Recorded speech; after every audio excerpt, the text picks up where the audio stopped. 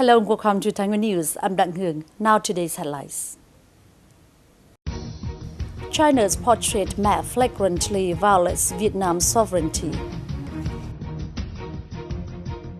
Meeting on solutions to shortcomings on Thái Nguyên-Hanoi Highway 3. Thái Nguyên radio and television station connecting hearts for the sea and the islands. The update on China's illegal positioning of the oil rig Haiyang Shiyo 981 in Vietnam waters. Over the past few days, many Chinese media such as the Global Times, Hunan Daily, Xinhua News Agency, Xinhua News Agency, and Fengyuan Television have been trying to propagandize China's first large portrait map by a publisher in Hunan province, which is differently from the usual landscape map of China. The map blatantly shows both the nine dots line or the cow tongue, absolutely occupying almost the entire South China Sea, including Vietnam's Paracel and Spratly Islands and disputed Scarborough with the Philippines. According to this map, China occupies 5,200 kilometers wide and up to 5,500 kilometers long, including the absurd unruly and preposterous cow tongue. China's current landscape maps also show the Cow Tongue, the Paracel Islands, and Spratly Islands, but they are located in a lower, smaller scale square. Therefore, the above-mentioned blatant portrait map is China's new step to boost its absurd legitimization claim over the South China Sea, blatantly violating Vietnam's sovereignty. According to Chinese media, this map will be distributed to primary schools and secondary schools of this country. This suggests that Beijing is continuing to strengthen its false propaganda and education to its people and the younger generations, leading to unpredictable consequences. Commenting on these issues, Dr. Christopher Roberts from the University of New South Wales, Australia, said that for the last few decades, China's education system had been misleading its people that the South China Sea is undeniably sovereignty. Richard Bissinger, an expert from Nanyang University, Singapore, was concerned that a majority of Chinese people believe that they are being pinched in a dispute over the South China Sea, and the dangerous consequence is that Beijing will continue not to come to a compromise.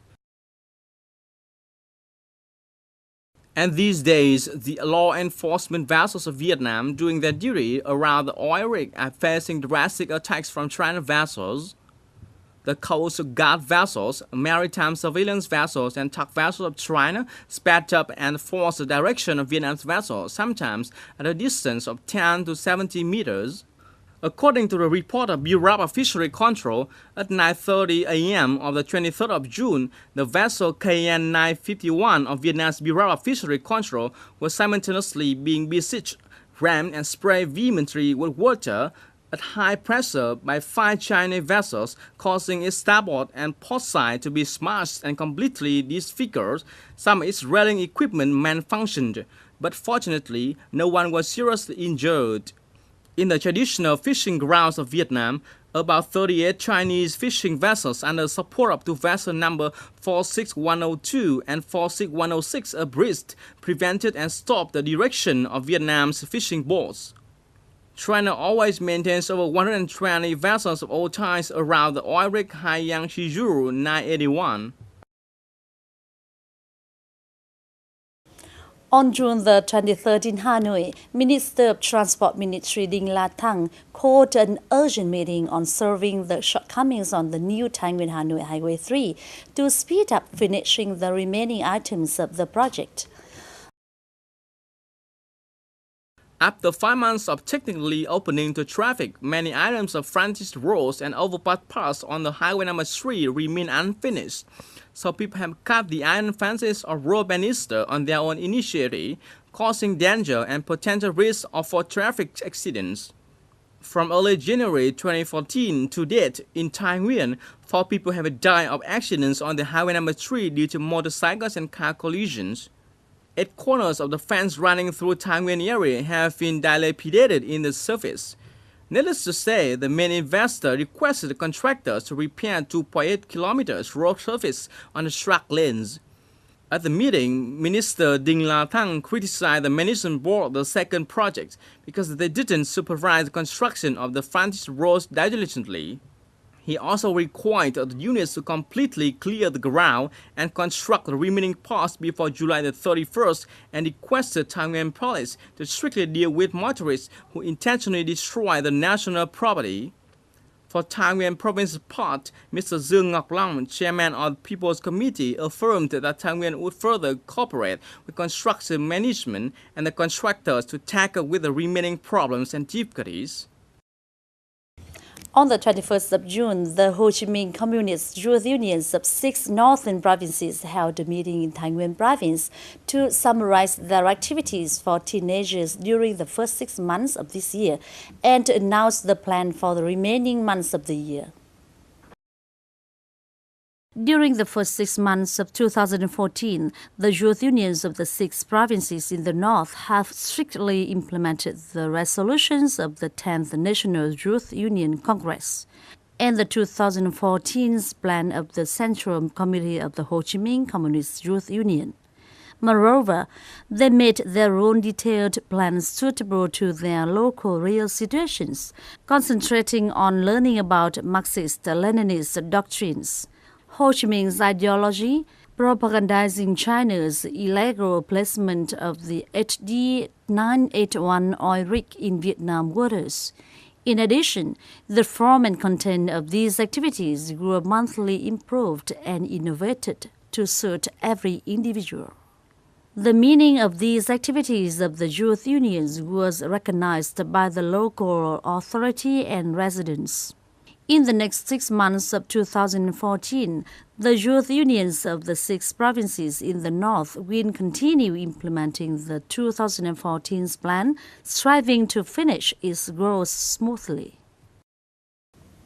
Shortly after receiving information about the surgery of Lê Thị Hoa, the mother of Đỗ Văn Mạnh, who is on a mission in the KN-830 ship, Fisheries Surveillance Platoon No. 4 and the representatives of the Thái Nguyên radio and television station visited and donated 14 million Vietnam đồng to support her in treatment in overcoming the life-threatening heart disease. Hoa lives in Khao Dương, Thanh Oai, Hà Nội. Lê Thị Hoa has a long history of heart disease. Right after Đỗ Văn Mạnh took on the task of law enforcement at the Paracel waters, Hua's disease became serious. She needed surgery and medical interventions, but her family is so poor that she couldn't afford the operation cost. Under these circumstances, the Thái Nguyên radio and television station and many individuals and organizations in Thái Nguyên felt uplifted and eventually supported her with a view to share and wish her a successful operation. Receiving the supporting money from the Thái Nguyên radio and television station, she was very moved and sincerely thanked the Thái Nguyên officers and donors for the donations and kindness accorded her. Although perhaps 14 million Vietnam đồng brought a kind of assistance beyond compare, it is a very big encouragement for Hoa as well as her family.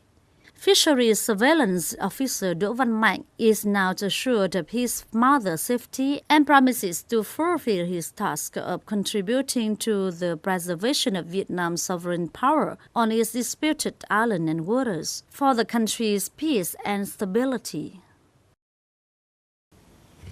In recent times, because of the effects of the general economic downturn in the country, business activities of many companies and enterprises faced formidable difficulties. However, Thái Nguyên Paper Export Joint Stock Company solved these issues on time. At the end of the first 6 months of 2014, the revenue of the company reached $1.2 million. To overcome the difficulties on the highly rising prices of materials, the deadlock of the product output, and the fluctuation of labor market, the company continuously invested to upgrade the equipment's capacity that enabled them to reduce the production cost and lower the product price. In the first 6 months of this year, the company exported about 1,400 tons of paper products to Taiwan market. The turnover of export is estimated at nearly $1.2 million, increasing 10% compared to the same period last year. The company has also ensured the jobs of 250 laborers with an average income of 3.5 million Vietnam dong per person per month. The company's board of directors also are particularly interested in the environmental protection during the production process of the units, such as the unsewaged environment, indicators of noise, air pollution, accompanied with the application of cleaner production measures which contribute to reduce labor power and increase productivity of the company. That ends our program today. Thanks for joining us. Goodbye for now and see you next time.